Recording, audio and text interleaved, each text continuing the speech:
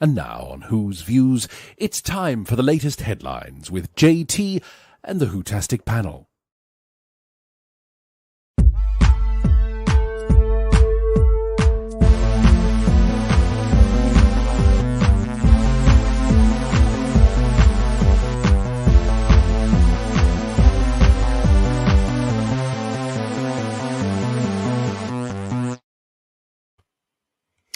Hello, everybody. Yes, we are back again. It's Who's Views, and this is your headlines. Hope you are well. Nice to see you all in the chat. We have got a lot to get through today, because have you heard? Stephen Moffat's coming back. Russell T. Davies has been busy on social media. When is he never these days? And they've just announced a trailer. Let's get straight into that. Let's bring the guys on. Joining me tonight, as ever, we've got Paul and Third Doctor Ian. Hello to you too. Hello there. Hello. Okay. So here we go with this one, because within the last hour, guys, this has just arrived. Trailer tomorrow. So if anybody out there is interested in this, the trailer is arriving tomorrow. Now, this is for BBC One. We did say on our last headline show on Sunday that Disney Plus were going to be dropping a trailer tomorrow. We gave the date and everything in that particular show.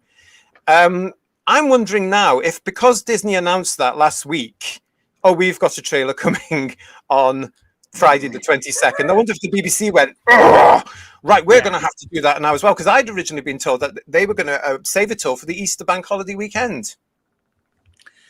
Well, they've been overruled by their mouse masters again, haven't they? Ooh, mouse masters. Yeah. New quiz game. Oh, talking of which, no, it could be though, couldn't it? Yeah, I think the BBC have less power than we anticipated, and so has Russell T. Davies got less power as well, I think. Do you think of that, Ian? I think he's heading for humiliation if he's been building himself up as the big I am, which he has, and we're all going to find out that he's the big no, he's not. Really? Do you know, that would be an absolute shock to his system, wouldn't it? Because he's got so many people running around kissing his arse. That if that actually happened, wow, that's going to be a real, goodness me, yeah. Oh, you've got to be a fly on that wall, wouldn't you, just to see a sudden crashing dose of humility smack him right in that rictus grin that he always has. Third Doctor Ian telling it as it is, as usual, here on Who's Views Headlines. Nice to see you all. If you're not in the chat yet, please come into the chat. Don't forget to subscribe to the channel. Nice to see you all. Great to see you all. We've got, as I say, lots of things to discuss with you all tonight. All views welcome here. Let us know what's happening and what you're thinking about. I also want to say a big, huge thank you to Kirsty and Garbage, who are in the chat as well, making sure everybody's warm and cuddly and welcome in there. Oh, gosh. Now, this is interesting. We've got Lex here in the chat as well. Lex, thank you for your emails again this week. I was taking back what Moffat said on video interview, saying Doctor Who of 60 years is gone. A new Doctor Who, also known as Disney Who, is Doctor Who. What are your thoughts, JT and the team? Thanks from Lex. Well, it's strange you should ask that, because that's where we're going to now. So, you know, we've done the trailer bit. That didn't take long, did it? So now let's get on to the next bit, because yes, indeed, it has been announced, hasn't it, over the last couple of days, that Stephen Moffat is coming back to write an episode of Disney Who. This was out, when was this? A couple of days ago now. Stephen Moffat returns to Doctor Who. The former showrunner makes an explosive return as he writes an episode of Ncuti Gatwa's first season of The Doctor. Now let's play a game together here on Who's Views, everyone, on the Doctor Who social media from the BBC. Why don't we all count the amount of times they use the word explosive? Because have you noticed, it's continuous. And I'm just thinking to myself, either they don't know any other word to express themselves with, or they're actually going to explode something massive in the show, probably the show itself. But yeah, so we've done that already, haven't they? Yeah, they have. Yeah, with this show, it's going to be explosive diarrhea, isn't it? Let's be honest. I mean, let's not mess around. Dysentery, I think it's called. Yes. Let's have a look and see what the statement said, everybody. It was this. Stephen Moffat writes an episode for the new season of Doctor Who with Julie Ann Robinson directing. Former showrunner Stephen Moffat makes an explosive return to the new series of Doctor Who as he writes an episode due to air in Ncuti Gatwa's first season as the 15th Doctor. It continues. Yes, okay, he says. Fair enough. Apologies to everyone. I've slightly misled. Slightly. I am, in fact, writing an episode of the series of Doctor Who. Exactly like I said, I never would. What can I tell you? There was begging, There was pleading, but finally Russell agreed to let me have a go, so long as I got out of his garden, working with old friends and a brand new doctor. I couldn't be happier. Sorry, I was a bit reticent on the subject for so long. It was all part of an elaborate plan that would have delighted millions, but at the last minute, I forgot what it was.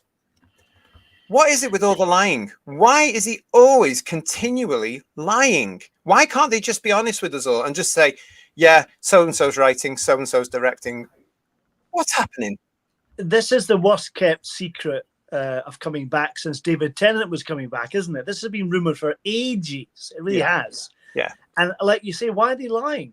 Obviously, it's hype, obviously. But did they get hype from this, though?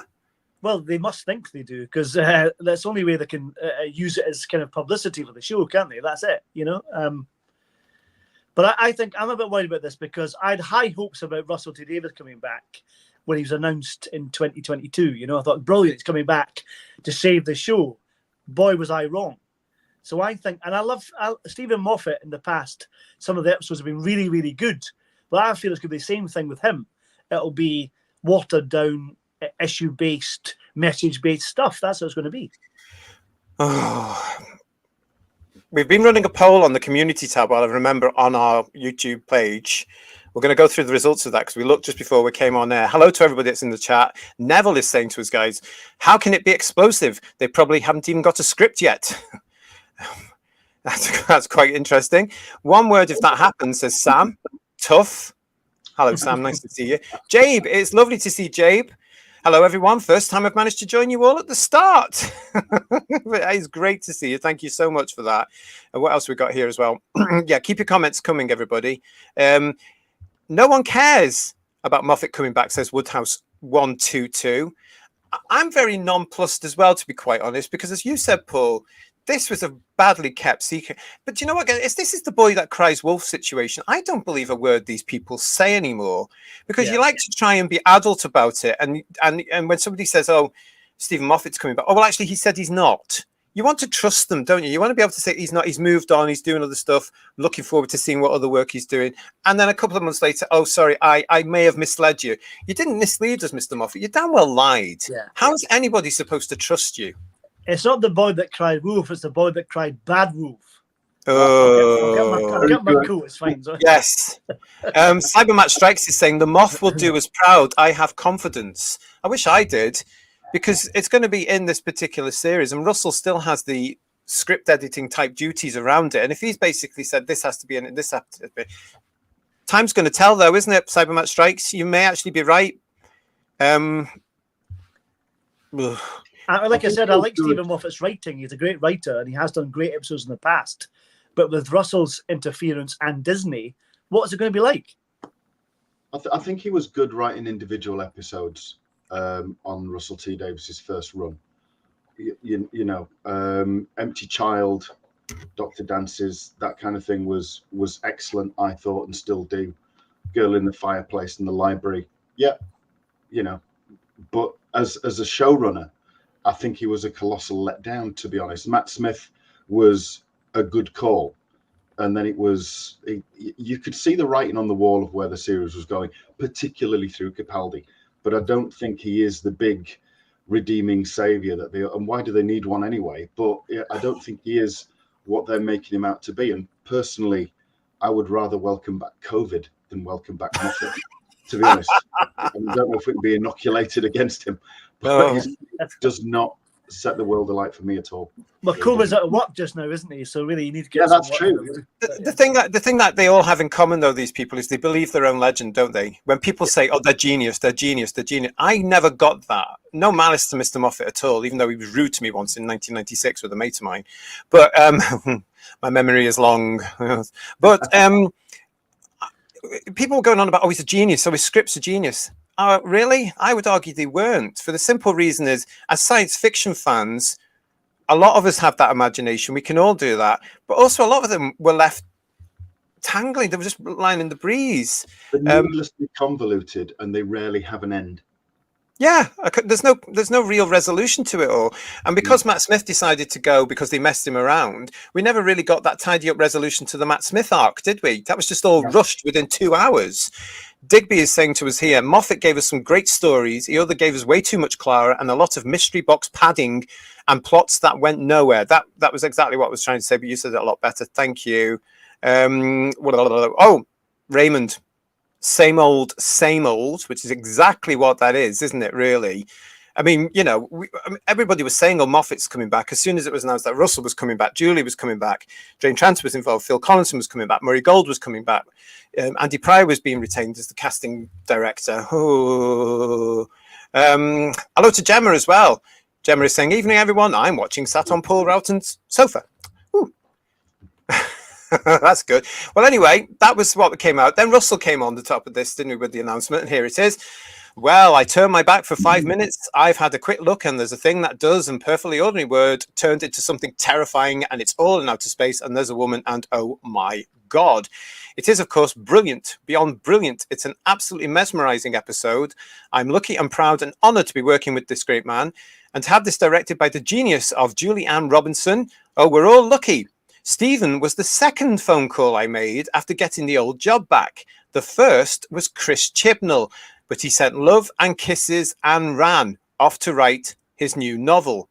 So stand back, get ready, and travel with the Doctor and Ruby to the most dangerous world you can imagine. And antelope, moment, drums, all the usual Russell T. Davies nonsense.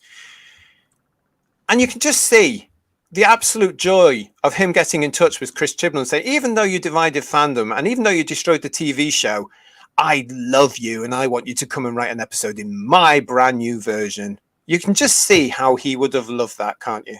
To get Thank it. God he declined it, though. That's good that he declined it. What do you think about Who viewers? Did he? He went to Chibnall. Oh, did he? Could be lying. But, I mean, do we presume that the Moffat episode is then in the can, filmed and ready for Series 1? Because it says Ruby. Yeah. But this has been on the cards for ages, though, hasn't it? It's not new. As we've said, they lied. Yeah. Well, yeah, but why? But why? Yeah, why? Well, let's know what you think about this whole thing about Russell approaching Chris Chibnall. I mean, I just think that is another one. It's another one of those. How can I put this, everybody? Oh, I can actually give me a sec. I can actually show you. It's one of these to Fandom. Yes. Yeah. I was going to say, can I just point out that I think there's a typo at the end of Lexi's "The Dark Lord of the What"? It's actually that should be an anagram of something else, surely.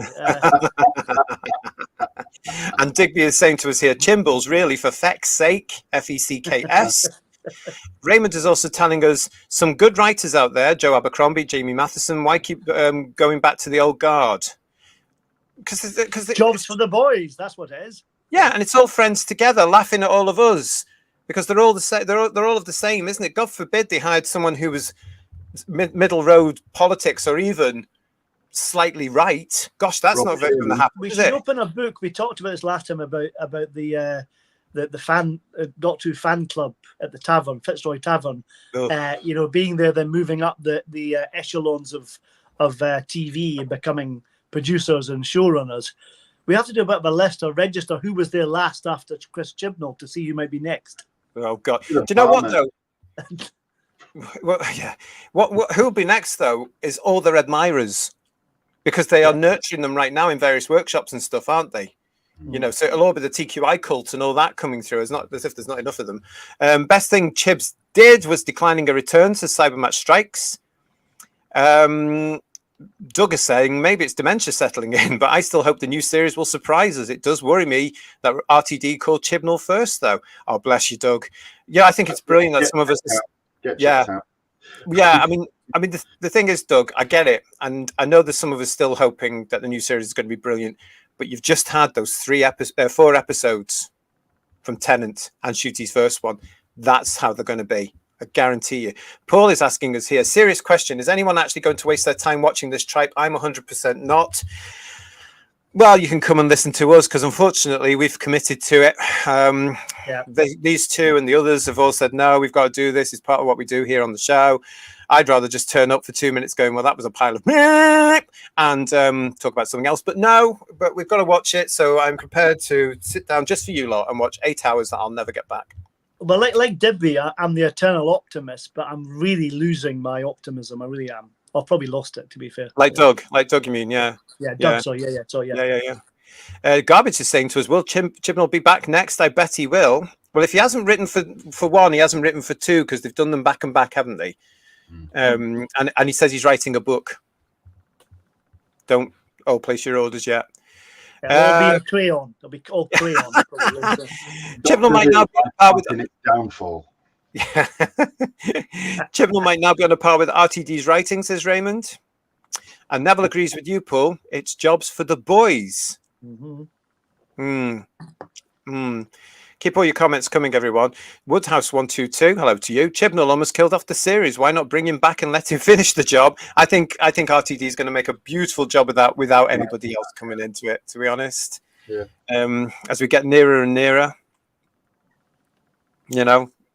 from what we've seen so far. And I know there's various other people on YouTube and stuff going, oh, no, it's going to be fine. It's going to be fine. No, it's not. Get a life. Lex's other comment there, I hope that's not true, that they're lying about Chibnall not coming back as well. God help us. Yeah.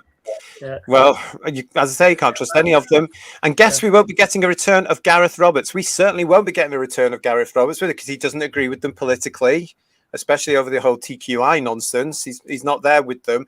He's also been ejected from the favoritism, isn't he? We know that, they won't even acknowledge him from what I hear. They've treated him really nasty because of a difference of opinion, but that's what they do, isn't it? You don't climb on board their bandwagon and they'll ostracize you and get rid of you and call you everything and just not bother.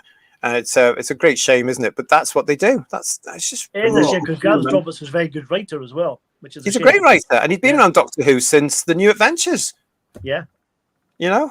That's what they seem to forget. And these new kids that come along and say, oh, you're this and that, and you're this and that, and then they bend the knee to appease these ones. They don't realise. It's just absolute nonsense. But that's unfortunately the culture we are in now.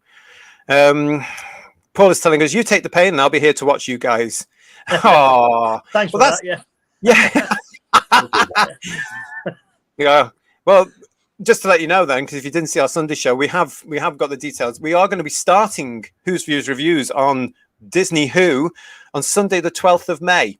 And yes, we are going to be including the ratings game and the wokeometer and probably even the problematic game. That's a long show. Yeah. So we'll be here every Sunday for about 5 hours. We'll be here until Monday morning. We'll be serving up your breakfast with Eamon Holmes. So, come and join us from then. That's when we start Who's Views Reviews on Series 1 of Disney Who on Sunday, the 12th of May. We'll get more details about that when we know more from BBC One, because, of course, they're still not telling us exactly what the format is. We do know what's going on when it comes to Disney and the iPlayer. And as somebody said to us the other day, and thank you very much for that comment, I've been thinking about this on and off through the week as compiling this show. There is that pattern of Disney Plus, isn't it? The season premiere of 8 episodes or whatever they do, you get the first 2 first, and they're doing the same with Doctor Who, which means the BBC has to comply with that now. Yeah. But nobody knows if BBC One is doing that. A mate of mine said to me, no, they're not. It'll be only on the iPlayer and the 2 episodes exclusive to the iPlayer. So you get episode 1 one Saturday and episode 2 the following Saturday. So it's 8 weeks content for BBC One. But apparently they're going to be announcing the plan in the next edition of Doctor Who magazine. So we shall have a look at that. When it comes to the poll result for the very simple question we asked on our community tab here on the Tube of Who on our page, Stephen Moffat is returning to Doctor Who. Do you give a jot? Well, we checked just before the show. 81 votes. Yes was 20% and no 80%. So nice and even on that. But 80% no, they don't give a jot. That says a lot, doesn't it, actually? It certainly does. Yeah. Oh, I don't know. As part of that announcement that we all knew, that Stephen Moffat was coming back. Of course, they did note the name of the director for that episode a couple of times. That's Julie Ann Robinson. Now, if you know who this lady is, please tell us, because I've never heard of her. But here she is here with Russell Don't Drop the T himself, directing the thrilling adventure will be BAFTA, Emmy and Golden Globe nominee Julie Ann Robinson, who also kicks off the season by directing the episode that succeeds The Church on Ruby Road that aired at Christmas, i.e. episode 1. Julie Ann has previously directed some blockbuster television series, including Bridgerton, Orange is the New Black, and Scandal, and is now jumping on board the TARDIS to direct 2 of the episodes. They never change the way they say these things, do they? Jumping on board the TARDIS. Speaking on directing episodes in the new season, Julie Ann Robinson says, "It was a tremendous honour to direct episodes of Doctor Who for the BBC and Disney+. This beloved franchise is 60 years old and still going strong. It is part of our collective memory as Brits. I've always admired Russell T Davies, and Ncuti Gatwa is an unbelievably talented actor who has stepped into the role of the 15th Doctor effortlessly, alongside the equally talented Millie Gibson. Stephen Moffat gave me an intense challenge as a director. I asked him for a keyword to describe the overall tone of the episode, and he said, Hitchcock. I can't wait to see what everyone thinks. I'm grateful to Bad Wolf, the BBC, and Disney+. It was an incredible experience." Well, good for Julian. Was that an instruction, Hitchcock, or a description of the content? Maybe the way he wants her to film it. Okay, fair enough. So like very suspenseful, perhaps, maybe. Or is Russell making a cameo like Alfred Hitchcock used to do? Oh, listen. Or J&T used to do as well, yeah. So. Well, he did that once, didn't he, in Ark of Infinity, yeah. And that was an accident because he was shooing some woman off the set. Well, the screen, wasn't it? Bless him, bless him. His dog got more cameos needed. Now, here's an interesting. Got to be honest with this. Cybermat Strikes is asking us a really good question here. JT, will you be honest if it's fantastic, though? Yes. I've said it before. I've said it again. These two can agree or disagree with me in a second. But from my point of view, if this series is brilliant and it blows me away, I will tell you. I will be totally honest, and I will say I was wrong on this very show. If it isn't, I'll crucify it. Simple as that. You guys, what do you think? Well, I think much the same. I kind of want to be optimistic about it still, even now, but I am losing patience with it, and I will tell it as it is. I want to like it, but I've got this horrible feeling of dread every time I see trailers and press releases, and that's why I come on here and vent my frustrations. And we love it when you do. What about you, Ian? Thank you very much. I hate the politics and I hate the agenda, and I have done for several years now, and that goes back to before the end of Capaldi because it was creeping in. Yeah. And because it's just been on a gradual decline, personally, I want it to fail and just die because it's embarrassing. If it's fantastic and nothing, well, I was going to say nothing makes me happier than really good Doctor Who, because obviously 3 points every match day for Leeds United makes me really happy, but also really good Doctor Who makes me really happy. So yes, if it is really, really, really bloody good, then hands up, honesty every time, because you know people that watch this will see right through that anyway. We don't bullshit. If it's good, we say so. We'll just say it's crap a lot because it is, you know. And when we are Doctor Who fans, you all know, and we want to love this. But when you're presented with stuff like you have been over the last few years, and then they present you with those Tennant things, and a very weak as water version for Ncuti Gatwa, where I was coming away, you can look at our reviews there, saying I didn't recognize this as Doctor Who at all. I'm not prepared to be lectured to by people about how I should be thinking. Although in the United Kingdom right now, compelled speech is on the way. You heard it here. You know, so it's. I'm not prepared to play that game. But if it's brilliant, we will be saying so, and that will make a great show. Because if we can praise it like we do with the majority of the the classic, the proper Doctor Who's, my God, that's going to be brilliant. Garbage, thank you for that, Cybermat Strikes. Garbage is saying these streams are much better than the actual show. God bless you, Garbage. God bless you for that. The check in the post. No, he gets a Who's Views pencil. That's it. Oh, that's fine. That's and Paul is saying to us, so much for progressiveness. Same old, go back to what used to work. You can step back in the stream, but the water moved on. Oh, he's good. Yeah. He's good, isn't he? That's a good saying. Yeah, very poor. But that's the thing, isn't it? That, you know, you've got to move the show on. And this doesn't seem to be moving on, because bringing back everybody that was involved with the 2005 series doesn't mean you're going to have a hit again when you've got somebody who's moved on with his politics and seems a little bit bitter and a bit angry for my liking as a 60-year-old fella. You know, seems to be a bit, this and this and this, and we've got to put this in the show. We've got to put this in the show.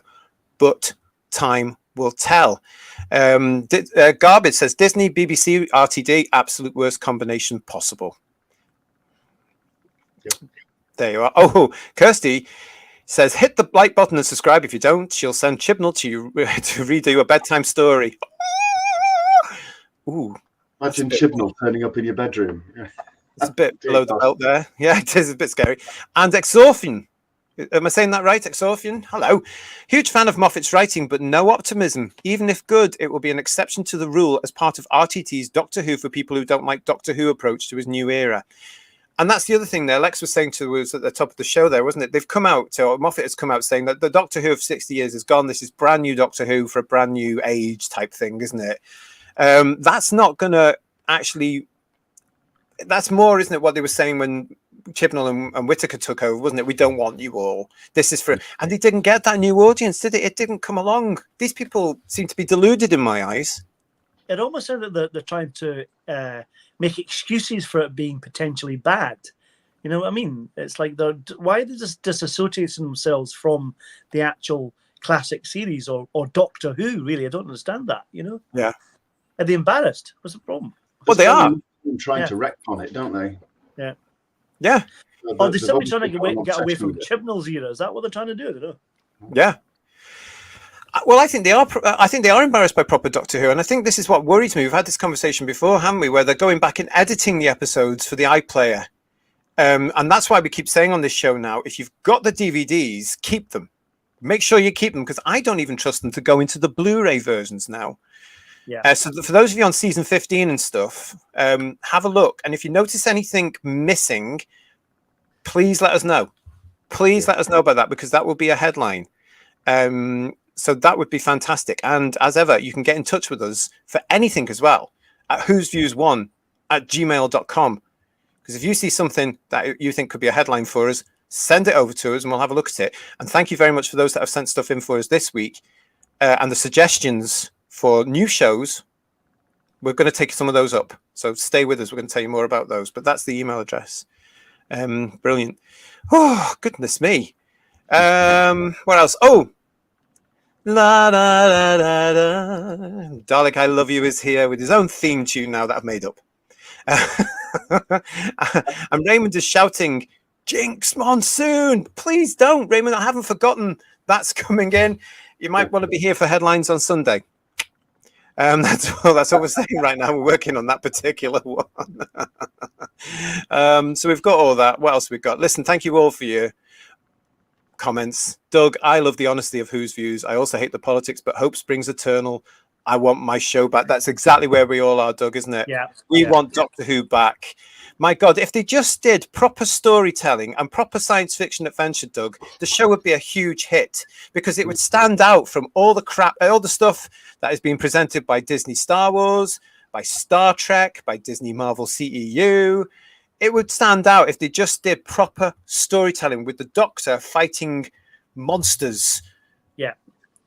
And no lectures or drag queens or... Oh, I'm going again, guys. Somebody say something. I've said it before, but if you look back on Classic Who and go back to the best ever, obviously, per tweet, thank you, and you look at the Green Death, there was a message there. There was a message, and it was about ecology, and it was about pollution and everything else. And it wasn't in any way preachy. And it was written by a raving communist, you know, by his own admission. Yes. And you wouldn't have known. Personal politics didn't come into it. It was just a really, really, really good 6 episodes of classic proper Doctor Who that we still remember fondly to this day. You know, the one with the maggots. The one with the maggots, yeah. It's brilliantly directed by Michael Bryan, and that final shot of the sad third Doctor driving off into the sunset. Beautiful. Fantastic. But the difference is, guys, the British public of a certain age, and I'm not just talking about our age, older than us, our parents, they remember that episode because it was the one with the maggots. Because it wasn't huge. It you know, in the sense that it was thrown all over the papers like it is now. You know, because they just try and get whatever they can for the media to cover it. Even sometimes if they create controversial elements, which I think they do all the time. But the Green Death didn't manage, for those of you that get out of the UK, it didn't get into the papers. People watched it, and it's still remembered today. The one with the maggots. What annoys me as well about a lot of new fans or they claim that the classic series had no emotion. You have to look at the last 10 minutes of the Green Death. If you've not got a tear in your eye, you have no soul. It's a fantastic, dramatic, emotional scene when Joe leaves. Spoilers, and it's she's not there today. To let you know. What was that? She's not there today, just so in case you don't know. I mean, it's No. But it is. I mean, you're absolutely right, and that was the magic of proper television and proper Doctor Who. The fledgling flies the coop, you know, and that side there, beautifully written, beautifully directed, beautifully shot, and beautifully played. And not ham-fisted in any way. They weren't worried about any sort of look at that. Recreating a theme. Yes, you are. That is vile. I know you had dogs. I know you had dogs here, but not a pet maggot. That's a new one. Well, it was outside, so I brought it in, and he's stunning. Petite, look at that. Where did you get that? And proper rear end as well, as it did on TV. Did you win that in a competition? No. One or two of the pieces were from the same replica builder, and it was just I'd not seen any others before, so I thought, you know, it's an old favourite story. Gotta have it. You've got to have it. I don't even remember those things being in the Blackpool exhibition, to be honest, because I was so wee. So little, I don't remember. Dalek, I Love You is saying to us, I will wait until you have all watched and review it first before I dare watch it again, because I've still not watched the Christmas special. That's a good idea. That's absolutely a really good idea. And Darren, hello, Darren, Dan up Ken, they've destroyed any interest, hope, and goodwill Fandom have left. They could resurrect Robert Holmes to write a script, and I wouldn't give a damn. I know exactly where you're coming from on that. Yeah, I think Robert Holmes would refuse. I think Robert Holmes would be totally embarrassed by Doctor Who. I think most of the old guard would be right now. I think he's got too much integrity, or had too much integrity, and belief in his own craft. I don't think he'd do it. Yeah. Garbage is telling us, but this new modern audience isn't there. They don't watch anything. Look at Top Gun. It took $1 billion aimed at the correct market, and it makes money by entertaining its audience. Let's see also how the new Ghostbusters does, released in the UK this weekend. I don't know if it's released when it's released out of the UK, but the last one did very well. Let's see how that one does. Tony, hiya, Tony. They want the new Who, but they'll be using old monsters. I don't like this. This is what worrying me about things like bringing Mel into it and all this sort of stuff. I get a little bit worried that they're just going to ruin everything, Tony, you know, like they have done. I mean, they ruined the Celestial Toymaker, for example, didn't they? Making him into a racist. Absolute nonsense. Simon Strikes and the Green Death even predicted crazy AI takeover. Yeah, it's true. Yeah. It is true, isn't it? Yeah. Wow. These people were, science fiction, they were really good, weren't they? And a lot of that science fiction is really. Bad on that. Lex is saying to us, Day of the Doctor was far better than the 60th episodes. Just if you want an anniversary story, 5 Doctors and 3 Doctors, they're the best ones. Go and watch them. You don't need any of this newfangled nonsense. Hello, Just Jordan. Just Jordan's in. I'm interested. 2A ... I don't know what that's going to be, but that's great. But I'm interested in what Just Jordan's going to be saying to us on our review shows as well. Hopefully she can come and join us in that. And actually saying here, I'm intrigued by his return, but in terms of writing, Gatiss is my favorite. Okay. We've got all that. We've got that. Kirsty says that Ian looks like the Sandworm from Dune. Great films. Part 1 and 2. Spot on. I have to say, I think Mark Gatiss is underrated as a writer. He gets a lot of flack, I think. Yeah. Yes, where do the batteries go, Ian? Says Garbage. And hello to Simon, who's caught up. Nice to see you, Simon. Welcome. What's the maggot's name? People suggestions here, says Neville. Naughty boy, Tony. Now, I like this idea from Jabe. Hit like and subscribe and get a Who's Views spark plug. You've put an idea in my head. Interesting. Let's see what we can do with that. But listen, yeah, thank you, everybody. Oh, look at this. Simon is saying to us, there was a little girl talking about Ghostbusters on the bus today. I'd love it if she'd talk about who. They're not going to, though, are they, Simon? They're more interested in other things now. I think the younger ones have really moved on. And also, Simon worked on the Five Doctors. Yeah, how fabulous. Absolutely brilliant. So one of my favourite stories of all time. Simon, congratulations for being part of that. Special time. Simon, what did you do on the show? What was your role, your job? He was in one of those plastic faces in the tube. What a great! I'd love to have done that. I would. Scary moment that was, wasn't it? Scary. It was moment. really scary. It's a great moment. Well achieved. Creepy moment. Yeah. Yeah. Well, anyway, we've kicked off the show now with the first of our headlines. Moffat's back. And Julianne Robinson is directing that particular episode. Welcome to Julianne Robinson. Let's have a look when it all comes on and see what it's like. And yes, we will be reviewing it. Right, so moving on then. Let's get on to this particular story. I want to know what you all think about this.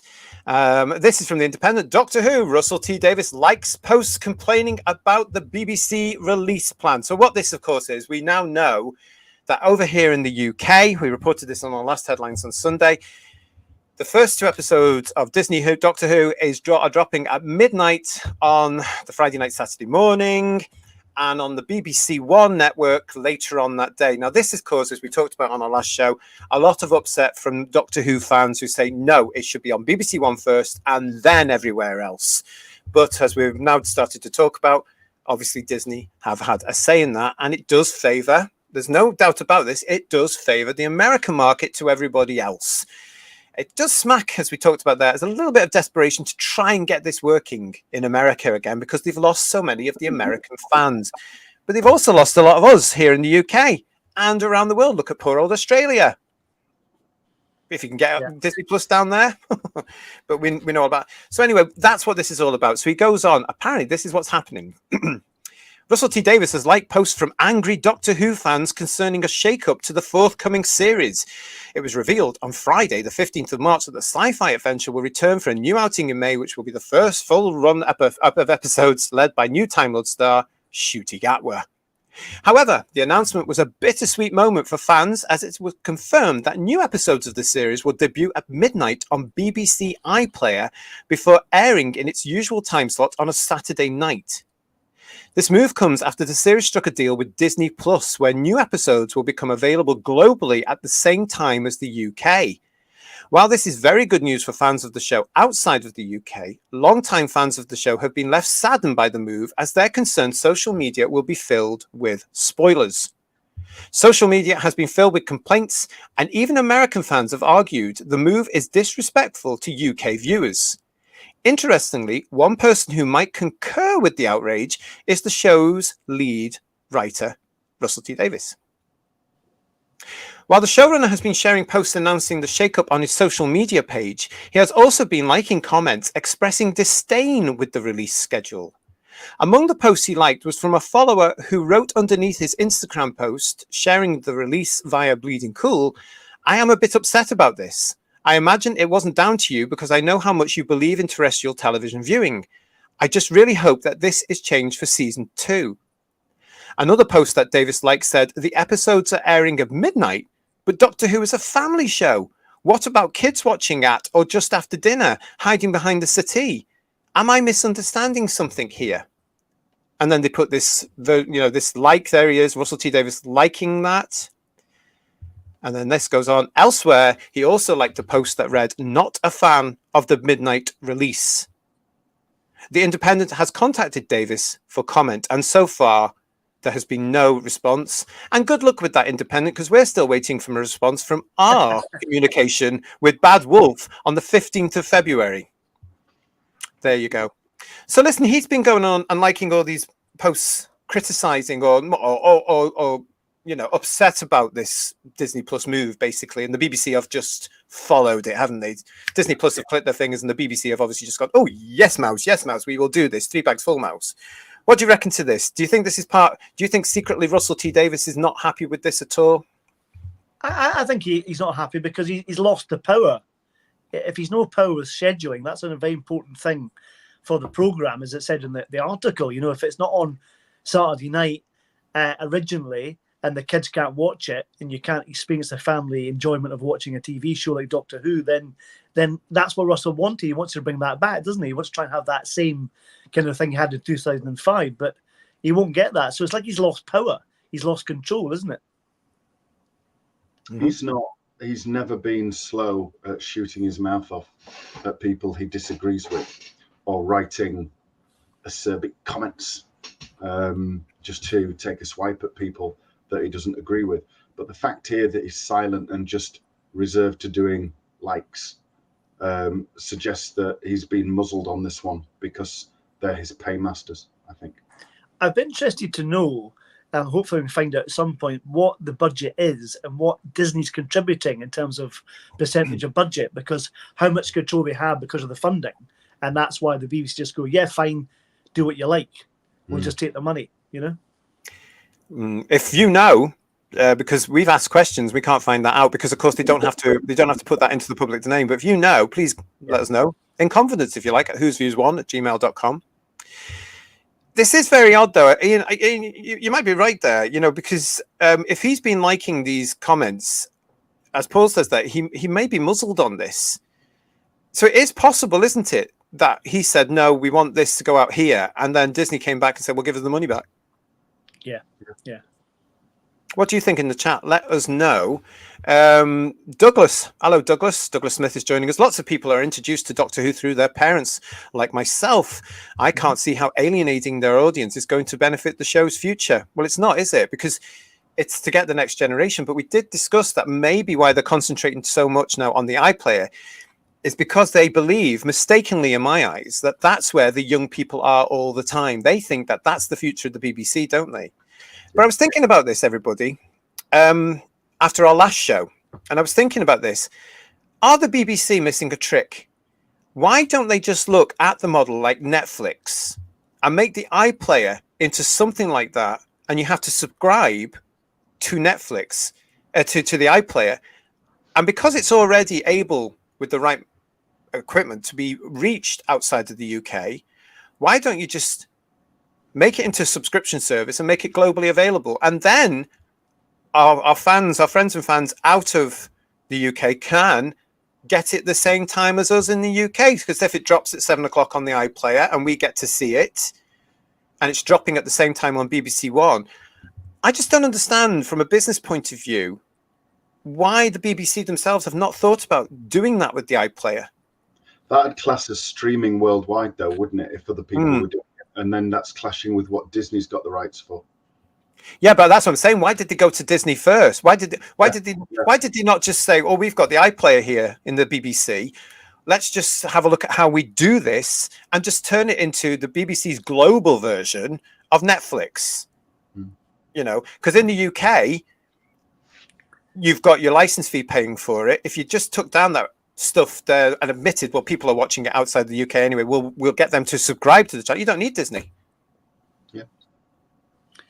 I think probably the reason why they've chosen Disney is because of their having a larger worldwide reach than the BBC has. To be fair, they've got, you know, they already have that kind of platform already in place. So it's probably something to do with that, I would imagine, because the iPlayer is tiny, isn't it, really, in comparison to Disney, don't you think? I think they've missed a trick. And I in this day and age where we're always saying, especially on this show, the BBC, the license fee, the days are numbered for it. And I know people will argue against it, but it is. They've got to move with the times, and the license fee is not that. So it's going to be interesting to see what do they have to do. Now, if they're going to say to everything, right, everything's on the iPlayer anyway, then make it into a Netflix type model. Make it out with the UK as well and turn it into a proper business. Surely that makes business sense, because you get loads of people out with the UK saying, well, there's some good quality stuff there. You've got Doctor Who, you've got Fawlty Towers, you've got all those lovely dramas, you've got Are You Being Served, you've got whatever it's going to be. The variety of 100 years of BBC television and possibly even some radio on there as well. I think they would come to that. I'm surprised they didn't drop the entire series on iPlayer, though, to be fair, because that seems to be a common practice for these streaming services, don't you think? Yeah, well, I was worried about that. I think I said that on Sunday. I was worried about that because I thought, right, it's a real case of, right, okay, if they drop the series, how do we do it to review it? And I thought, we're going to have to do a week of hour-long or 2-hour-long specials every day reviewing each episode. And I thought, oh, gosh, you know, what's going to happen? Well, we don't do that. Simon saying, program makers have always had to bow to pragmatism. It's a nice way of saying the way things are sold. Absolutely. Tony, you see Russell's a great name. Oh, I love the drama, says Kirsty. Eat their own. And Divining Dragon, lovely to see you. Non-disclosure is common with Disney contracts. He can't criticize Disney or BBC. That's it, isn't it? It absolutely is. That's all it's down to. And I think he might, maybe now they are just suddenly realizing how much control they've given away. Where is BBC Studios and all this as well? Why aren't they coming out and saying, this is the BBC show? This is the BBC. You have not surely sold the rights to a show that can continue to make you a fortune if it's doing well. Surely you haven't done that. You didn't do it with Fox and Universal back in '96. Surely you haven't done it now with The Mouse. I'd love to be able to get somebody onto this show to tell us. It is bizarre, isn't it? I think they've been a little bit starstruck, and I think they've signed up to something very, very stupid. And they'll probably regret it sooner rather than later. I think they knew what they were getting into from the start. They would have signed contracts saying what was the rights and what was what and who was distributing what, and that had all been sorted before it was even broadcast. So there's no way that they didn't know what they were getting into. No, maybe not. Lex is saying to us here, rebrand the iPlayer to streaming pay service and call it BBC Play. Call it whatever you like. But make it available to people out of the UK legally by them having to pay for it. And that keeps the upkeep on. And Simon's saying to me, JT, the iPlayer plan wouldn't work in the UK because with the license fee, UK viewers would have to pay twice. No, if you're already paying the license fee, you don't pay for the iPlayer because you're already paying for it. What I'm saying there is you pay for it out with the UK because we've got people on the channel that are telling us, Simon, they are watching the iPlayer anyway and they're not in the UK. So there's ways and means to get into the iPlayer. So if you just say, right, we can turn the iPlayer into a global brand of its own, you don't need the likes of Disney to stream it because you've got the iPlayer. And Doctor Who fans especially would come to it because of all that, as I say, that wonderful content there. And you can get away with that. It's also a future-proof thing because when the license fee does go, you just say to everybody, right, you can continue to pay for this much a month. Everything's going to be on the iPlayer. Yeah, I think Ben Weir said it on the previous headline show about when you put your details in to look at the iPlayer, all you have to do is click on, do you have a TV license? Yes, and that's it. And there's no kind of comeback that's to right. Scan your license or anything like that at all. So it doesn't matter whether you've got a license or not, potentially, allegedly, because there's no kind of checking up on you, really, is there? It's totally true. It's absolutely right. So they would have to look at that side. But I still think the iPlayer is being wasted. And I think it could be a very profitable business for the BBC and prepare the way forward because they're pushing people to the iPlayer constantly. That time I was watching, it was Doctor Who, wasn't it? And there was advert after advert after advert for iPlayer. And I'm at my mum's watching this thinking, how many adverts do you get for an iPlayer a night? My mum says, oh, they're always putting it on. They're always advertising it. They're advertising their own products, Neville is saying, I actually think the BBC don't want Doctor Who, or at least they don't want to make it. Just take the money. That's true. That's very true. Again, as we fear, we're expecting more spin-offs to arrive. And what Disney has done with their stuff, they've made so many spin-offs of Star Wars or Marvel, etc. And it's all about quantity rather than quality. And I think Doctor's going to be kind of eaten into that and just be exactly the same and just be vanilla and be boring and dull and not very interesting. Well, it's just boring. I mean, I feel for the Star Wars fans this week because they've announced this next series of Star Wars, which looks absolutely awful in my eyes. So, apologies for upsetting any Star Wars fans there, but it does. I won't be watching this. I've seen this advertised. What's it called again? I don't want to mention it, but it begins with an A. But, and I looked at the comments from the Star Wars fans to see their reaction, and it's not healthy. And apparently it's got the more than those than any of the other ones, you know. Oh, really? Right. It just shows you. I mean, these show business types, again, they'll blame the fans. Oh, it didn't work because of you lot, and you're all ops or phobes or is. You know, we're going to get that again. And if this next series of Doctor Who fails, which it's going to, in my opinion, right now, we're going to be told you're ops and ists and phobes, and we're going to plow ahead and whatever, double down. Just Jordan is saying the license fee is becoming daylight robbery. Yeah, absolutely. And Cybermat strikes. BBC won't publish half of their backlog to streamers. They are ashamed of their past, but they're editing. That's the only thing as well, isn't it? I mean, we've been told that they are editing various things on the iPlayer for Doctor Who, so there are various scenes or words or something missing. They would have to come to some agreement to say, well, actually, let's treat adults as adults. Let's treat people properly, and say put disclaimers at the front. But they're not even doing that now. And because the UK, we're having our democracy attacked right now by various politicians up and down the United Kingdom who are listening to alleged activist pressure groups. Our democracy is at stake right now because we've got various bills coming in from 1st of April onwards across the United Kingdom, which enforce, as I said at the top of the show, compelled speech and enforce others' opinions on the majority. Very careful what we're saying on that particular one, but it's happening. You can look them up. Good point, JT, says Digby. Put the B back catalogue on there and put it all behind a paywall. And the new catalogue. You know, as I'm saying, you could put Doctor Who on the iPlayer at 6:30, 6:40, 7 o'clock, and at the iPlayer at the same time, so that our fans outside, our friends outside the UK can pay their subscription and get it at the same time as us if they want to. I wonder what they'd do if Disney had said, we're going to just dump the entire series on day one. I don't think the BBC would like that at all. BBC One would have hated that. Would they have the ability to stop it, or would they just have to accept it? Oh, I think they would have had to accept it. What do you guys think in the chat? I think they would have rolled over and let Disney tickle their tummies. Yeah. No? And the BBC have done that before with other programmes, and maybe not as considered high profile as Doctor Who potentially, but they have done it before, haven't they? It also worked for them. I mentioned it before. The Peter Kay Car Show, was it called Car Share or something? That's right. Which was actually one of the last great comedies we're ever going to see in the UK, because you could laugh. Yeah, again, wouldn't be able to show it now because somebody would get offended somewhere from their bedroom and they'd complain about it. It was genius, though. And what they did is they put it on the iPlayer, massive hit. But strangely, people went and watched the broadcast episode as well. I couldn't quite get over that, and I thought this is great because the ratings for the show on the overnights were superb for that show, as well as the hits on the iPlayer. So people were thinking, I can watch it anytime I want. Oh, it's coming on the telly. I'll get a cup of tea and I'll watch that as well. Because, were those figures real, JT, though? Oh, well, it was the old system, I think. So I think it probably was. Yeah.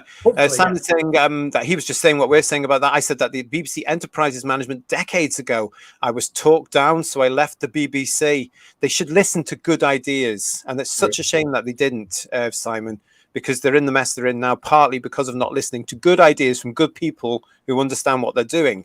The license fee is a public needs a public shakedown, says Divining Dragon. Well, as Ian was saying on Sunday's show, it needs a government that can be decisive. Axe it or not axe it. The same for the other one, Channel 4. I'd axe that in a second. They should put it in the BBC's charter that's renewed every 5 years, that their archived material must not be edited to suit the political mood of the day, because it's interfering with what is, at the end of the day, our cultural history.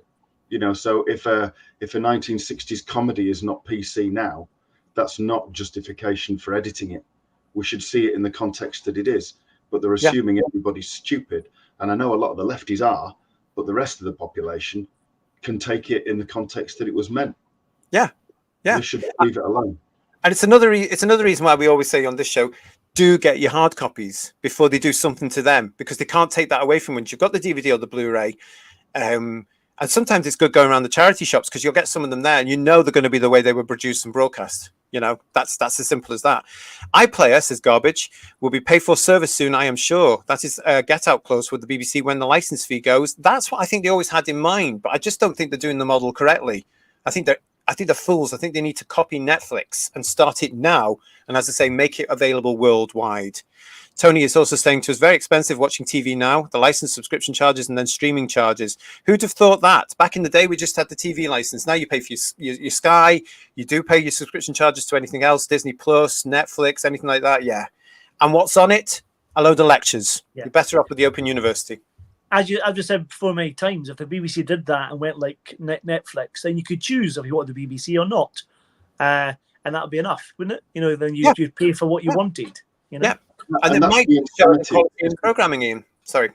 Yeah, no, but that's the insanity, isn't it? That I mean, you pointed it out before to the viewers that aren't in the UK, just how insane it is. You can get a TV and you only want to watch Sky, and you're only connected to a satellite dish to pick up Sky and nothing else.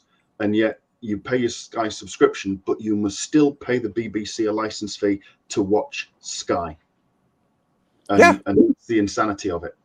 Yeah, and all these lovely new channels that seem to be appearing every now and then, like Great TV and stuff like that, Talking Pictures, all the things that we're going to be looking at for all the old stuff. You know, but the BBC have that monopoly. I'm so worried about the cultural health of the UK, says Divining Dragon. I think those of us with the ability to think and understand what common sense is are. But also the message isn't getting through enough. And the message in this case is what they're bringing in, what these overt, extreme left-wing liberals are doing, like the hate bills and stuff like that. I don't think the general public know anything about it, and they won't know anything about it until they're up before the beak on a hate charge for saying something. That's what's frightening. Can you imagine all our parents and our grandparents' generations? You know, it's bad enough for our age group going into this world where you can't say boo to a goose. Our democracy is in the toilet. Very, very shocking. Gosh, thank you very much for all your chats. If you haven't subscribed to the channel, please subscribe to the channel. We'd love you to do that. It'd be great. What else are we all saying in here? Oh, I've recently been buying old comedies, says Raymond, because I can see a time when they'll all be edited on and never shown again. Car Share, Porridge, Rising Damp, Gimme, Gimme, Gimme. I'll continue the list for you. All the carry-ons. You're absolutely right, Raymond. You're absolutely right. They are terrified. Kenny Everett's television show is going to be down to at least 4 minutes very soon. Honestly, Benny Hill's a test card now. So. Oh, yeah. But even that's a lovely big... Anyway. The writers, says Garbage, the actors, the designers, the engineers are all out there, but the entertainment industry doesn't seem to want them. They've all got to comply. That's why. They've got to comply now with the narrative by these basically showbiz dictators. You know, it's frightening where we are right now. Democracy is in the toilet. Douglas is saying to us here, do you think that Doctor Who will continue to erase its British identity to appease and better market to an international audience? My answer to that is simply yes. You too? Yeah. Agree. I know that Moffat and RTD have been saying this very week as well. No, the Britishness is not going out of Doctor Who. But did you spot it in the last 4 episodes? That's absolute bullshit. Look at Isaac Newton. Yeah. As British as you could get, and now he's half Asian or whatever. Total, utter lies. Yeah, absolutely. To everybody saying this to us, thank you very, very much. We're thrilled. We're not going to say anything about it because I'm a little bit superstitious about saying something like that. If we get a few more over that, then we'll come back and talk about it because I am a little bit. Get subbing. And listen to Sparky. Yeah. Following the Netflix model is the way to go, says Divining Dragon. But can they free themselves from Disney? They can, and I reckon they possibly will. If these next 2-3 seasons aren't a huge hit, because it's only for a certain time. And by then, BBC, get your acts together and turn your iPlayer into a global brand where people out with the UK can pay a subscription. Surely it is not difficult to do. Why don't they employ me? I'm sure the BBC have probably done a deal for 5 years with an option to come out of it if it's not very successful. So you'll maybe get 3 seasons of shooting and that'll be it, if you're lucky. Yeah.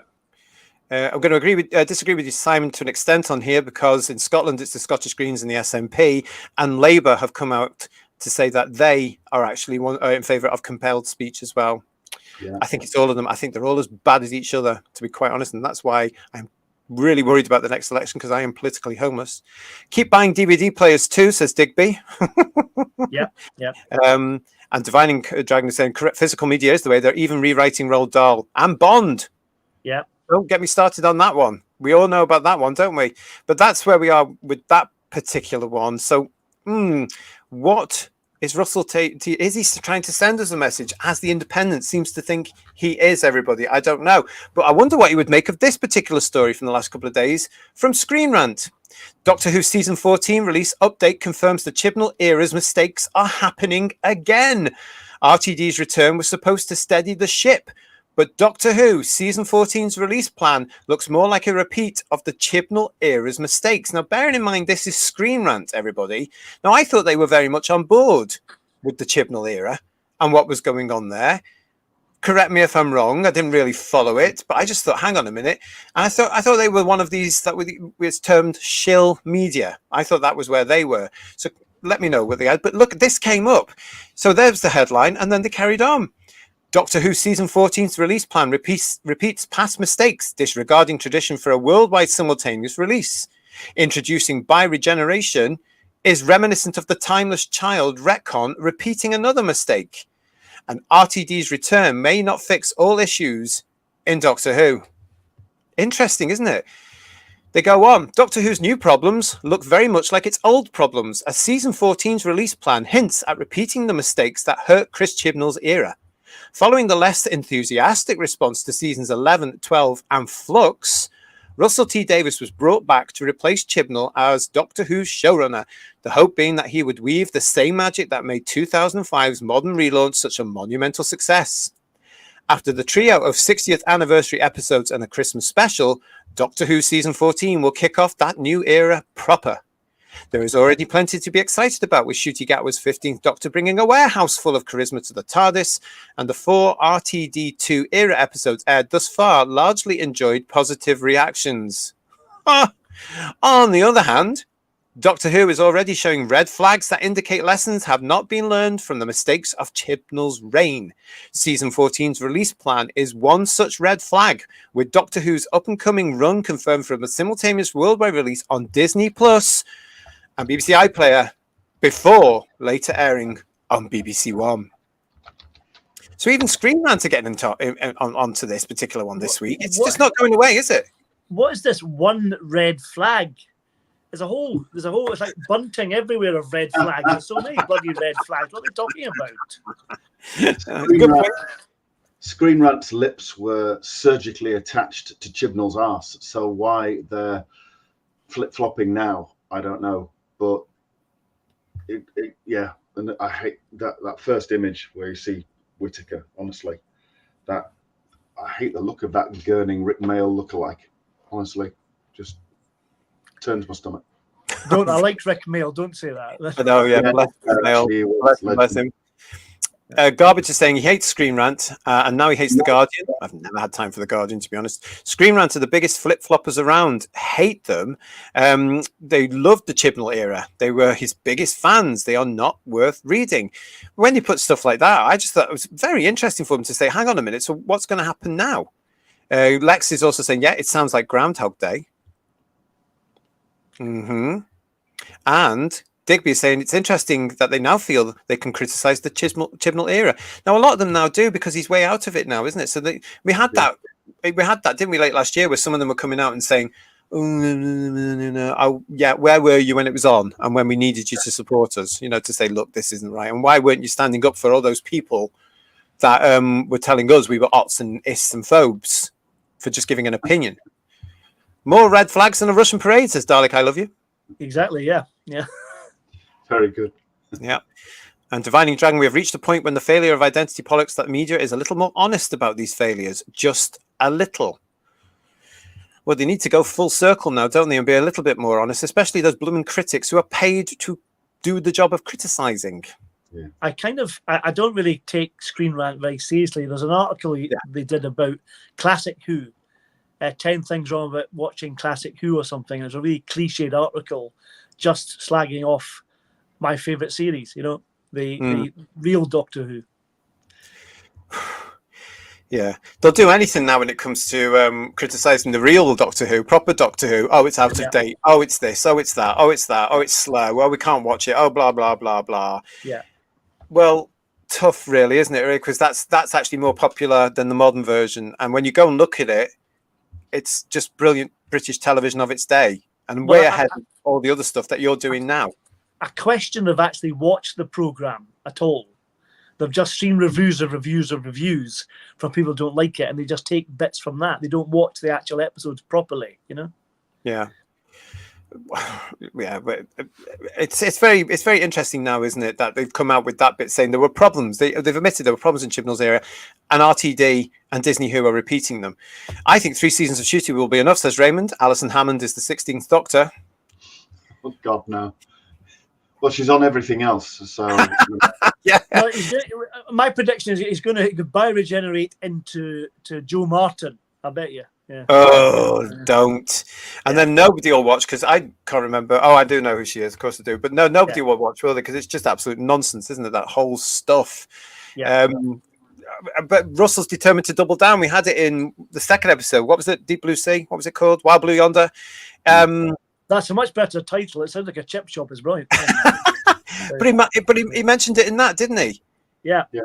You know, and those of us that were coming back went, oh, have we got to know all about that? No, thank you. And just that's where I really lost interest. Alison Hammond ate the 15th Doctor. Oops, matron, said Paul. Absolute outrageous there. Those who have a problem with the classic series are basically admitting that they're thick. That's Digby, yeah. And Garbage, Stream Rant says Garbage justified the timeless children. Did they? And yet here they're coming saying it was a problem. Timeless Children, Jodie saying various Jodie series were better than the previous 10 to 15 years, and they also justified Joe Martin. Fickle, that's what they are. Isn't it just another word that also begins with F, but no. Yeah. Oh, right. Well, it has been one of these stories that is not going to die away. And we've been seeing that here in the UK, this whole thing about it going on to iPlayer first, and also Disney Plus first. The big one is the Disney Plus thing, rather than prioritizing the British audience. We talked about it on the last show. We've hit about it today. And it's been continuing. It's still going on right now. I don't think it's going to go anywhere soon. I think it's going to carry on right up until broadcast. And then we're going to get more about it as well. Because when they drop it all across the world, let's see what the reactions are to that Saturday, where a lot of British fans have to hide continually from the internet for a day. And for an entire generation, they are not used to that, because they've been born with bloody devices in their hands. So they are not used to have to not look in that. We'll be okay, because we've got lives and mortgages and garden centres to visit. We'll be fine. You know, I think, and also because, to be quite honest, right now we're not really that interested, are we? To be fairly honest here, we're going to watch it when it's broadcast at 6:40 or 7 o'clock, and don't forget it's on before the Eurovision as well. So let's see what that's about. But interestingly enough, we have now heard from a particular American fan. So to all our American friends that are in the chat, I want you to have a look at this and then digest this, and then tell us what you think about it. Now, I'm going to read this out. Stay with us because it's quite long, but this is an article from a USA fan that was published on TV Zone. So bear with me, have a think about this, and then let me know what you think about it. Here we go. Why Doctor Who's new schedule is not that big of a deal. A feature article for TV Zone by guest contributor Rick Lundeen. Doctor Who has been in a rather rocky position for several years now. Audience attention spans, the ever-shifting digital landscape, and even the status of the BBC itself has been in question due to political uncertainty. After Stephen Moffat's departure, there was a question as to whether they could even find a new showrunner, before eventually convincing Chris Chibnall to take over. When Chibnall's 5-year, 3-series contract was coming to an end, the BBC decided to make certain moves to ensure the show's future, so a partnership was formed. The BBC gave full creative control of Doctor Who to Bad Wolf and Russell T Davies, who returned as showrunner. Bad Wolf is a division of the Sony Corporation and a partner in good standing with the Disney Corporation. Thus, the BBC sold the Doctor Who streaming rights to Disney, ensuring an exponentially larger audience worldwide, giving the show the best chance of survival in the future. Of course, there was plenty of hand-wringing and trepidation that Disney was going to take over entirely and destroy our beloved show, that it would become Disneyfied. While the BBC, Bad Wolf and Disney do give notes to Russell because BBC owns the property, Bad Wolf is technically his employer and it is Disney's streaming platform. All reasonable excuses, he does have full creative control and the final say on creative. He is, however, a big fan of Pixar and Disney stuff, so any Disneyfication effect, if any at all, would come from him. I recover all this ground just to make clear that there are no bad guys here. Everyone has put their faith in RTD to deliver the best show he can and ensure the show's long-term future. An American perspective. Now the broadcast schedule has been announced and some UK fans, not all, are upset, it does seem to all boil down to Britain first. Full disclosure, I'm an American fan of Doctor Who ever since discovering it in 1980, and there are two very basic but important vital requirements for the show. First, that the stories be good. Second, it retains its Britishness.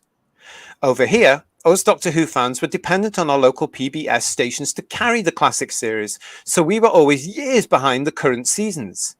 As the show's popularity reached its pinnacle here in the mid-80s, we had to go to conventions to see newer episodes, but we waited. Except when the 20th anniversary show The Five Doctors came out. We saw that first, because the BBC wanted to wait and show it in the Children in Need special in the UK. Even today, there are still some Brits that are annoyed that we saw that first, even 40-some odd years later. We were just happy to see it. When the show was revived in 2005 by Russell, we didn't even have access to it on TV. No, we had to illegally download it. Have no fear, I purchased all the DV sets when they finally were made available. But then my family would huddle around a laptop to watch the latest episode. This went on for a year or so. Finally, BBC America started broadcasting the new seasons. Now our wait time was down to 6 or 7 hours behind the UK to see new episodes, and from 2007 to 2022, with each and every new episode, we had to avoid spoilers and our favourite Doctor Who websites, as spoilers were everywhere. But it really wasn't that big a deal. The lone notable exception was the day of the Doctor 50th anniversary special, which was broadcast simultaneously around the world. It was shown at 1 PM our time, but what did that matter? We loved the show. Addressing complaints. Now the new broadcast schedule has the new episodes dropping simultaneously around the world at 7 PM Eastern Time in the USA via Disney Plus and midnight in the UK on iPlayer, then later that evening on the BBC proper. Again, not all Brits are upset about this. I couldn't even say most are, but those who are have cited the following complaints. 1. They have to avoid spoilers all day until it's shown on the BBC that evening. 2. They want to continue the tradition and watch it with their family. 3. They don't like the Americans seeing it first. Taking each of these in order. 1. I can only speak for myself, but if I have the opportunity to watch the new episode, I'm going to watch the new episode instead of wandering the net and stumbling into spoilers. 2. Anyone who makes the conscious decision to wait until it's shown on the BBC to watch it with their family can surely extend that decision to not wander around the net for a few hours. For those who don't have iPlayer, that's another important piece. It's a slightly bigger inconvenience, but iPlayer is pretty inexpensive compared to what we pay for cable over here. It's more comparable to our streaming services. 3. I do believe this is the biggest point of contention. We're getting the show first, but we're not. It's being made available to everyone at the same time. Those who pay for Disney over here and those who pay for iPlayer over there. For those over here who aren't paying for Disney Plus, I'm not even sure if BBC America will still be getting the show. So those over there not paying for iPlayer will still get to see it well before us. We'll have to wait for the disc sets. The iPlayer and scheduling. Let's talk a moment about iPlayer. This wonderful entity really exploded last year, spewing forth the Whoniverse, part of Russell's master plan. Those in the UK have gotten to see Tales of the TARDIS, the colour I spelt wrongly, version of the Daleks, and so many other things. The former is only available here in snippets on YouTube, and the latter. I'm still waiting for my disc to arrive. The iPlayer is indeed a wonderful thing, and it's also delivering the new episodes so you can see them whenever you want.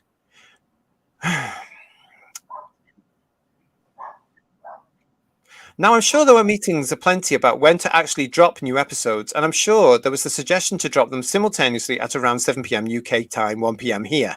However, the BBC schedule is always shifting and changing.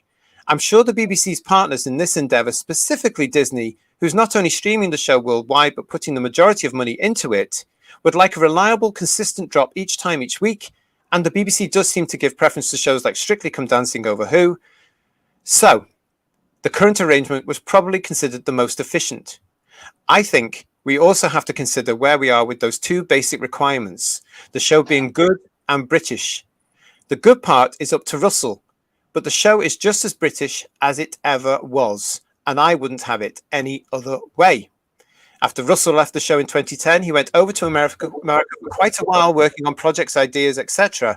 I guarantee you that there were meetings upon meetings where an American version of Doctor Who was pitched endlessly and mercilessly. Several studios wanted to do some Americanized version, as we have with so many things originating over there, but it didn't happen. Russell undoubtedly made a case that it couldn't work. It had to retain its Britishness, and thank God he did. My friends, we dodged a bullet there. Conclusion. Doctor Who has a future, a much healthier future than it did just a couple of years ago. It has retained its Britishness, and Russell's back at the helm. But the show is going to be seen by more people than ever before, has more operating capital than ever before, bigger budgets, and bigger names appearing. It literally is the best position it's been in since the height of its popularity, so it's in great shape. Now, first that got me about that is this guy obviously does not understand the BBC and the iPlayer. Again, I'm going to say this. In the United Kingdom, if you have a television, from the moment you buy a television set, you have to have the television license. It is the law. They can take you to court, and sometimes they can imprison you if you are watching television without a TV license, live television without a TV license, right? The iPlayer is part of the BBC television license. We don't pay extra for it. We don't subscribe to it. We are forced to have it. That's not free.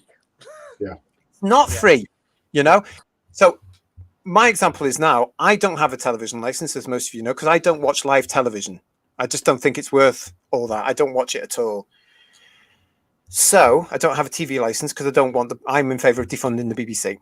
I don't therefore watch the iPlayer. I don't have access to it. If I want any BBC programming output, I have to go to my family's. It's as simple as that. But this guy doesn't seem to understand how the BBC and the iPlayer run, does he? No, he doesn't.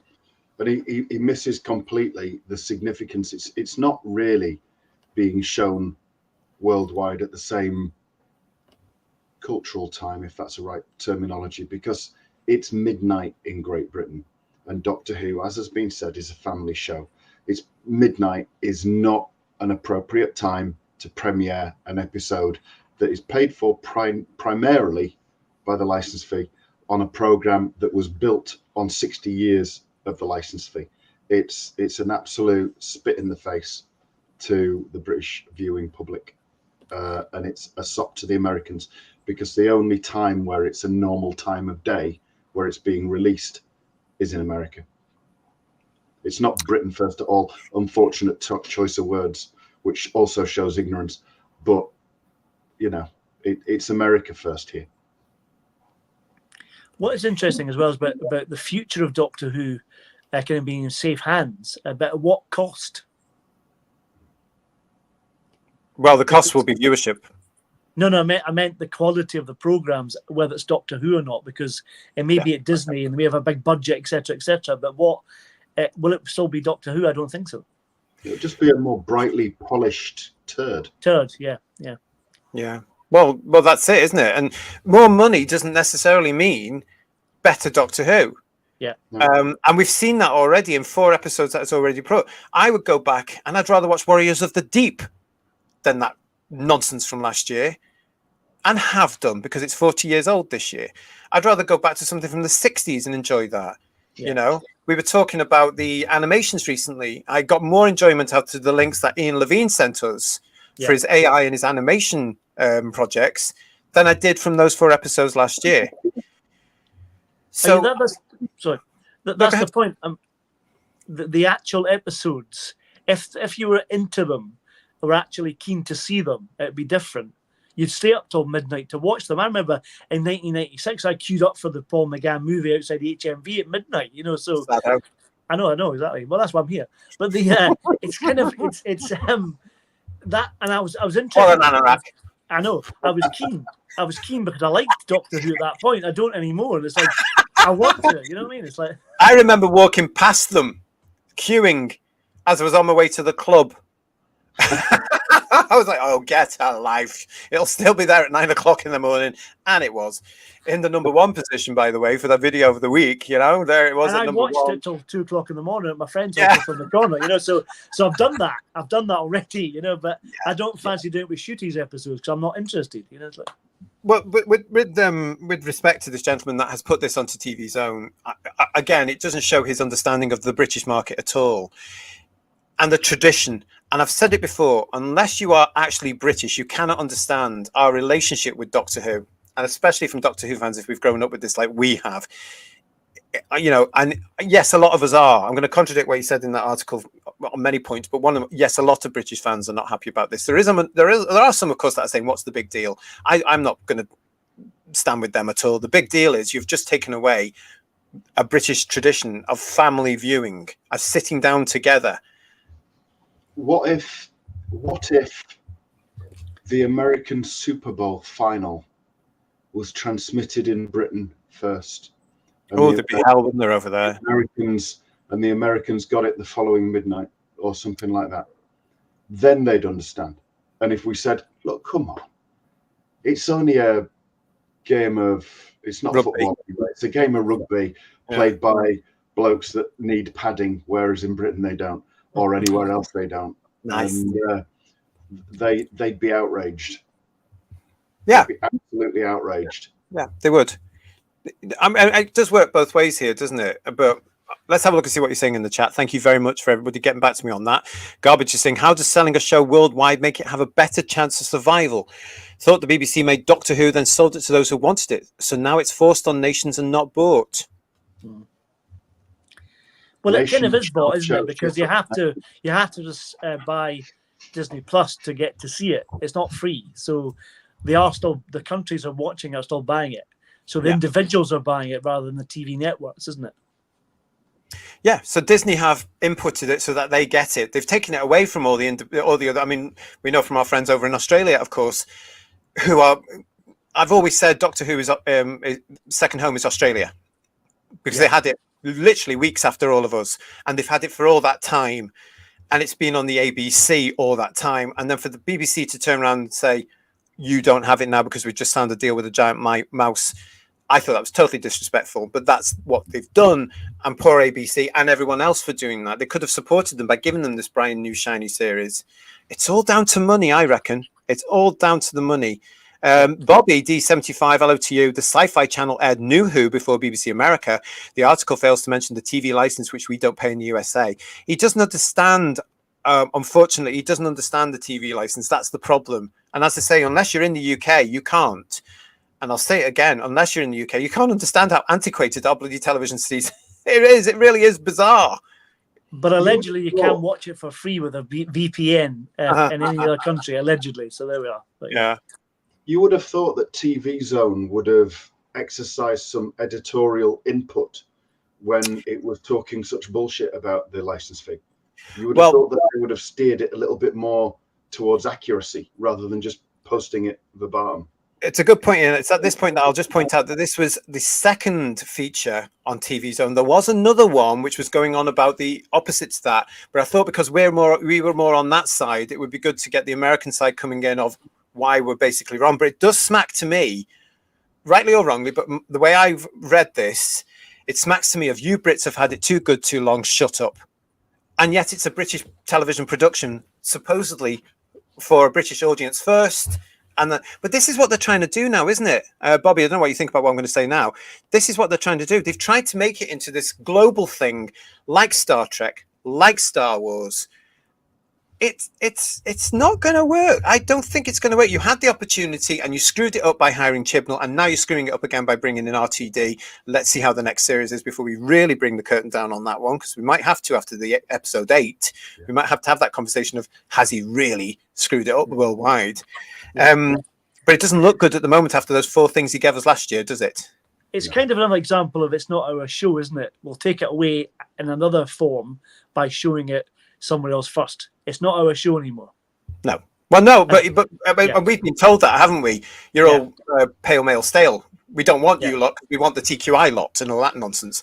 Let's get back and see what they're here. Guys, if you want to comment on these, please do. Adam, hiya, Adam. Audience attention spans, Jesus Christ. Yeah, I think we know what we're dealing with there. This whole thing about audience attention spans, we can actually in the UK say that is a load of spaghetti bolognese. Because look at Mr. Bates versus the Post Office. That held the audience's attention, as have other dramas, including Sarah Lancashire's Happy Valley or whatever it's called. Yeah, you know, they've done that. They will go and watch it. So it hasn't changed that much. I've always said, if you give people the quality, a good show, they will sit down and watch it on the night. They will go out of their way to make sure they've got a cup of tea and a digestive biscuit and a fig roll, and they'll watch it. You know, Lex is saying, "Oh, crumbs, Chief, Danger Mouse." Bless him, I miss him so much. We need him right now. Thank you very much, Garbage. Appreciate that. Saying, just Jordan, wandering around the internet. You won't have to wander anywhere. It'll be everywhere. That's the issue. Bang on. Yeah. Jordan's right there. I mean, bang on.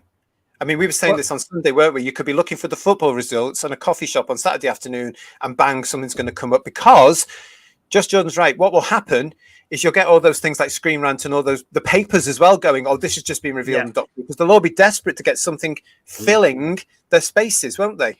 I remember in 2005, I was on a train and picked up a copy of the Daily Record, opened it up, and there was a double-page spread of Parting of the Ways with the Emperor Dalek in it, and I had no idea it was going to be in it. And this was like, I think, the Thursday before the Saturday, and completely spoiled. And that was before the internet was even really really as big as it is today. So it's so easy to be spoiled, by lots of things. Yeah. Do you remember how pissed off Russell T Davies was in 2005 when the first episode of Rose got leaked? Yes. Yeah. And spoiling people's viewing. And now he's signed up to something where he clearly doesn't give a crap. Or does he, from what we were talking about before? Yes. Yeah. Let's just remind everyone, March the 26th, 2005, when Doctor Who came back to BBC One after 15 years off the air, 7 p.m. Bang. 2 things that got the BBC staff annoyed, who were all nervous. Now, at this point, they didn't know that Doctor Who was going to be the hit it became. This thing could have been 14 episodes and gone. And they were prepared for that. But it worked in their favour, as we all know. And that was partly because of all of us. The fans were ready to support the thing. And I remember going around for days that week selling this bloody thing. Christopher Eccleston's new Doctor Who was going to start at 7. I even did little silly postcards things to all my mates and all my work chums saying, listen, don't forget that's on. And God love them, they all watched, because they all came back to me on the Monday and the Tuesday. Oh, that was great. Eccleston's brilliant, blah, blah, blah. Anyway, so there were 2 things that upset the production team. They were all nervous. And within the first 10 minutes, Graham Norton's invaded the show, because he was doing a live show before it. And somebody switched up the fader on that live show so you could hear him talking. Then that had to go down. So that annoyed RTD and the team straight away, didn't it? They laugh it off now because we're years ahead. But that ruined it. And then that night, Eccleston's quit Doctor Who. Yeah. Wasn't a good day for them. I can guarantee you. It wasn't happy with them at all. But yeah, that's the day when people say to me, oh, it came back on the 25th. That's what I always think of. Graham Norton and Eccleston leaving, because it wasn't planned, was it? Like you said, JT, Fandom was supporting it. We were united and wanted to come back. Now, we're in such a position that we're so kind of splintered as a fandom that there's not enough support to make this work, I don't think. No, I don't think so. They've alienated us. Tony is saying here that the article was absolutely rubbish. Yep. Kirsty's saying to us, I did enjoy the wee lady who would visit me during the coof to see if I was watching BBC, even though she couldn't come in. Really? They were still doing that? Oh, goodness me. This is what happens. They send people around to knock at your door. You're not registered with us to have a TV license. Are you watching television? No. And you don't have to let them in. There are various people on the Tube of Who that will show you how to deal with those people. Says Adam, what could they possibly say about tradition, I wonder? Again, yeah. Do I listen to BBC Radio, says Anthony? That's part of the license fee too. No, I do not. I have nothing to do with the BBC. Don't like them. Don't want them, Simon. Their day's over as far as I'm concerned. Get rid of them. I want nothing to do with it because I'm sick and tired of being lectured by them. I don't want it. So no, I don't have that. I don't have a license fee. I don't listen to the radio. Don't use the iPlayer, and I don't watch the television. As I say, if I had to do anything on the BBC, I have to go to my family to watch it, and I don't do it because they're not giving me things I want. You know, they just don't like them. Divining Dragon. Well, that writer was sniffing something. I don't know what, but I think it was good. Yeah. Trust you to cheer me up. And Paul is saying midnight is an episode of Doctor Who, not a time anyone wants to watch Doctor Who. Yeah. Yeah. Digby. Money doesn't equal talent or quality or originality, and those are the resources that kept the show going, and their absence is killing the show right now because it's all about money now, isn't it? It's not about being brilliant and true to Doctor Who. It's about changing it into their image and making money out of it. I think they're going to get a very rude awakening again. It's available worldwide at the moment, says Garbage. That's not an event. A movie is available on its premiere day. It doesn't mean everyone watches it on that day. Okay. Yeah. What else we got? Lex is saying defund the BBC is great. Neville is saying integrity. Oh, and Digby is reminding us that Red Dwarf, God bless it, the budget went up and the quality went down. It did, didn't it? Yeah, well, and it didn't. Maybe I thought it was me just getting older. I thought, oh, it's not as funny anymore. And then Dividing Dragon, back to the article, Doctor Who is not in a great place. This is Zombie Who. How long will they use marionette strings to keep it moving? Yeah. Yeah, It's animated corpse, definitely. yeah. To your point, Ian, America would go into meltdown over the Super Bowl. Yeah, they would. And Kirsty is saying you're spitting facts. Just Jordan said I was just going to say that about the Super Bowl as well. What else we got here? Yeah. I just thought it was interesting that we had that still got from what that guy was looking at there or writing about. There still is that lack of understanding about the license fee because he makes it very clear for those that subscribe to the iPlayer, that's not how it works. Yeah. It's There's really no not how choice. it works. No choice. Yeah. So But how it's interesting that we kind of said it, you know, that when you're on the winning side, it's okay to be smug about it. So, yeah. I say winning side, where you want to watch and all that, that's debatable. But in terms of getting it first, I mean, you know. Yeah. And Bobby D75, I can't see it being a big hit in the US. The last time was during the Matt Smith years. I seem to remember that BBC America made itself the home of Doctor Who because it was the only real thing that it had there, and it drew everybody into everything else. Doctor Who broadcast as soon as they could after. Didn't they go at the same time eventually as well? As it was dropping here, BBC America were dropping at the same time there. So it was broadcast on BBC One and arrived on BBC America at the same time. They had other British things there. Again, the BBC not thinking about it. They should have just kept BBC America as well, shouldn't they, really, rather than selling out to the mouse? They should have. And what they're going to do now is they're going to count all the viewing figures. It'll be 110 million for Doctor Who Episode 1, Season 1. Yeah. Well, yeah. Eccleston is a wise man, says Matt the Silent Wee Music King. You're not wrong, because the further away we get from it, and the more relaxed he's getting now, and the more he gets older and then genuinely just doesn't care anymore, the more we're learning. But it's all fitting together now, isn't it, really? And it seems to be that he was able to actually say a lot of stuff could happen, which is now starting to happen, possibly, allegedly. Just Jordan, the issue is the writing. I have binged a few series. It's nothing to do with attention spans. Yeah. You're absolutely right there. Absolutely right. If the story doesn't bring you in, Just Jordan, you switch off, don't you? Or go and do something less boring instead. And that's the brilliant thing about the original Doctor Who's. The story carries you along. And you can go and watch Earthshock, or you can go and watch Terror of the Zygons, or you can watch Tomb of the Cybermen. And it's a story. And say what you like, I still believe that humans will always love a story. Yeah. Part of it's embedded in us. That's one of the things we've got in common. You know, That has to be a good story, though. Yeah, it does. Yeah, but if you look at how our cultures are made up, and we are different in the United Kingdom, but if you look at Australia and America, especially, all those different cultures, they've all got their own traditional tales, their stories, passed down through generations. All good stories right back with Shakespeare, have a beginning, a middle, and an end. Yeah. Unless you're Moffat, in which case it has a beginning, a muddle, and no end. But it's the way it's supposed to go if people enjoy it, isn't it? And timey-wimey's an excuse because it doesn't make any sense. I can't stand all that crap. I'm sorry, but I'm grown up. I can't be done with it. Matt, we talked about this before. Matt's asking us, what's this about Chibnall Says No? Very briefly, because we talked about it at the top of the show. Russell T. Davis said that he actually approached Chris Chibnall to write an episode for the new Ncuti Gatwa Disney Who, and Chibnall thankfully said no and ran a mile and to write his book, which I'm sure we're all eagerly awaiting. Is he writing a novel, or is it like the writer's tale? Who cares? The Chibnall era, because I'm interested to see what happened. Oh, and he ducked. That'd be interesting. The writer's veil, yeah. Yeah. Do we really care? I certainly won't be buying any book of his. Give me a no, but don't you think it's interesting if you look back at the hiatus in '85 and all that's come out now subsequently, and is really quite interesting. I'd be intrigued to get a kind of new Who version of that. Would be interesting, don't you think? No. Okay. No.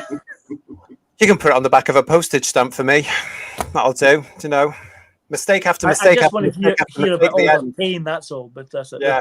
Out of touch with British public. Out of touch with fans. The end. There you go. Done it for you, Paul. No, I wouldn't read it. I'd let you guys. I certainly would not invest in it. And it's doubtful with the lack of libraries we'd have today that they'd even be able to get it in. Matt the Silent Wee Music King says, vote for me for showrunner. I'll make sure that Jodie, Tennant 2 and Gatwa are wiped. Yay! If you are watching us, thank you so much for watching. What are you saying, Ian? That's a good manifesto.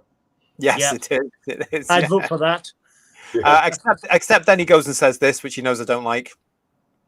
No, Matt. No. I would agree with Matt there, but then we would both be wrong. So I won't. Yeah. Oh, it was lovely to see you though. He's popped off now as well. Let's see. Let's have a look. What else we got there? That was that then. I just thought it was interesting to look at that. And it's interesting if you are watching us from the USA, what do you think of that take? Please let us know. If you're not in the chat, why not? You should have come into the chat. Come and see. The guys are all very nice in there. There are a great crowd in there. Do leave a comment as well. It's always very interesting to read the comments left to us by people, some of whom haven't subscribed to the channel. If you haven't subscribed to the channel yet, please do. We would appreciate it. Absolutely. Crikey. So, yeah, let us know what you think about that one. Just a reminder as well that, yes, we are going to be looking at the RTD Disney Who series, and that starts Sunday, the 12th of May. And we will be including your favorites, the ratings game, the Wokometer, and, yes, the problematic game. So make sure you are subscribed. Make sure you've rung that bell. So when we drop that, when we know from BBC One what the broadcast schedule is going to be, we will put the shows together around that. I'm sort of looking forward to actually reviewing them all, in the sense that we all get to talk here, and we get to hear what you guys are all thinking about as well. Fantastic. And just also before I forget, again, plug for what we're doing this Saturday.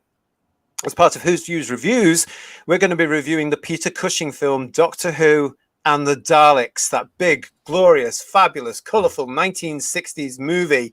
Please come and join us for that. If you haven't watched it yet, go and find it, go and watch it, and come along and join us with your views and your views of that brilliant Peter Cushing film. And also just to let you know as well that on the community tab, we're asking you which of the two Dalek films is your favourite. So you can vote for either Doctor Who and the Daleks or Daleks Invasion Earth 2150 AD, which we're reviewing next week. So let us know which of the two is your favourite, and we'll talk about that on the shows as well. Wow, so there's another one, guys. Well, another set of interesting discussions there. I hope you've both enjoyed that. We have, and we've got the trailer tomorrow night.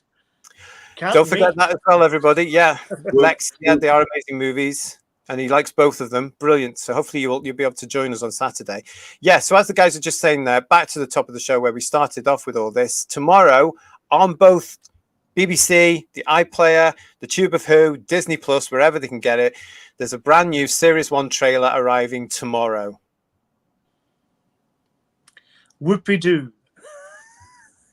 I can sense the anticipation coming through. I tuned out for a minute there. What did you say, JT? Sorry. Yeah. It must have been a coma or something. Has your attention span gone as well, yeah? Yeah. Well, of course, we will be coming back to talk about the trailer. Tumbleweed. On our next edition of Headlines. Make sure you've liked and subscribed. I feel like Ronnie Corbett when I do that. I remind myself of Ronnie Corbett.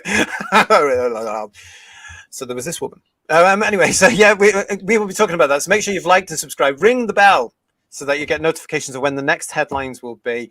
And join us if you can for Whose Views Reviews, Doctor Who and the Daleks on Saturday. Thank you so much, everybody, for all your comments. We do appreciate it. Thank you for subscribing.